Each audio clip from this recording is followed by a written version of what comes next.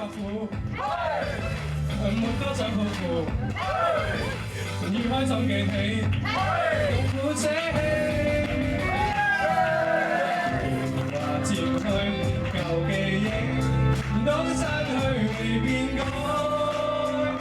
有愛。即係我喺中心嘅角色就係音樂治療師啦，所以我成日都會寫唔同嘅歌曲俾啲長者啦。咁我嗰陣時咧寫完一兩首之後咧，同事就問啊，咁你一年可以寫到幾多首啊？咁我就係喎，一年可以寫到幾多首咧？都係好少嘅啫嘛。咁不如我哋邀請一啲有心玩音樂嘅樂隊，培訓佢哋都可以為長者寫，咁可以寫多啲咯。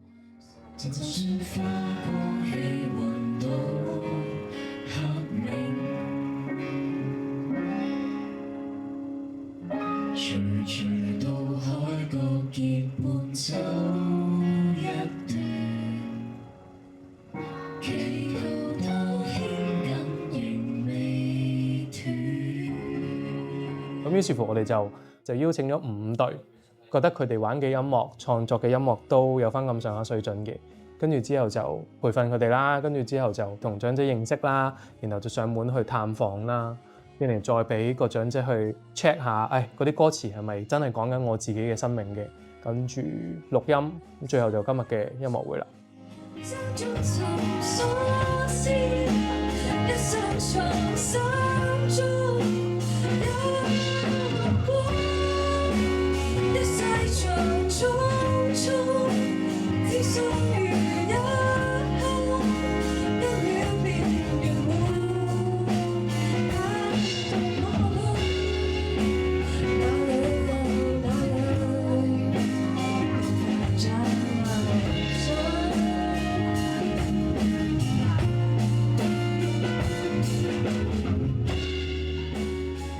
有個係零笛漸近啦，就係講緊啲旋會咁樣啦，咁就會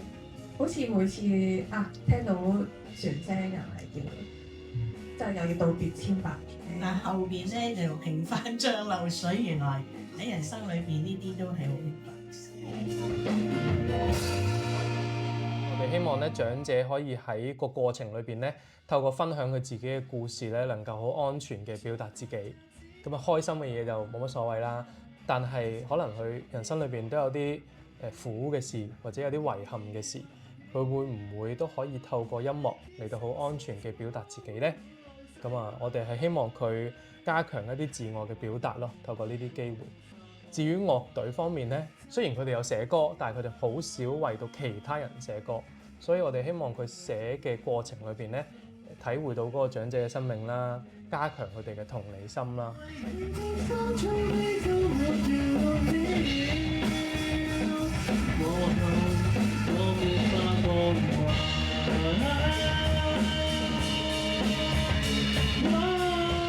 好多謝你哋咁辛苦為我創作，好感謝，好感恩。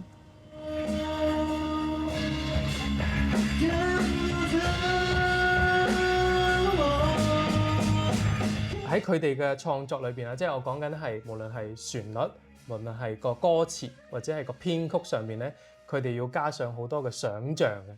因為喺長者嘅生命裏邊，可能佢哋成日都會專注咗喺佢哋已經失去咗好多，無論係能力上面嘅衰退啊，或者可能甚至乎認知上面嘅衰退啊，可能好多嘢都冇咁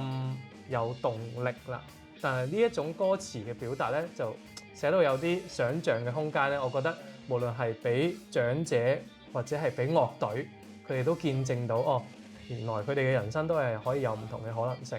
首先係我哋創作咗呢件事啦，跟住我哋冇諗過可能我哋嘅作品係會直接感動到其他人，或者係當下第一次聽原來原來有呢個好感動嘅感覺，咁所以對我哋嚟講都係一個幾奇妙嘅體驗嚟嘅。因為創作呢件事係可以好天馬行空咯，咁我就覺得我要確保到佢寫嘅內容咧係真係同個長者嘅生命有關嘅，平衡佢哋嘅作品咧又要有佢嘅特色，亦都要反映到嗰個長者嘅人生。咁呢首歌入邊咧 Sense 都用咗好多唔同嘅樂器啦，咁佢譬如用一啲即係可能兩支吉他咁樣，咁佢就去模仿一個可能衣車嘅聲音啊，或者有啲火車嘅聲音。音樂都係一個好好嘅載體，去承載一啲回憶同埋感受。